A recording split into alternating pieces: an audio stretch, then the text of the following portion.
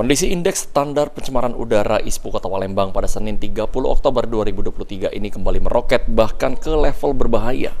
Terkait hal tersebut, Kepala DLHK Kota Palembang Ahmad Mustain mengatakan, jika dari pantauan yang dilakukan pada pukul 7 hingga pukul 9 pagi waktu Indonesia Barat, ISPU Kota Palembang berada level hitam.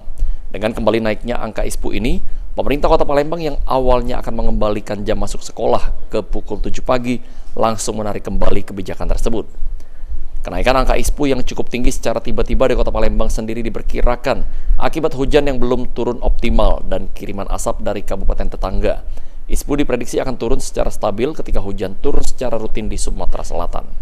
Terhitung jam 7 pagi tadi, kita kembali masuk dalam kondisi yang berbahaya.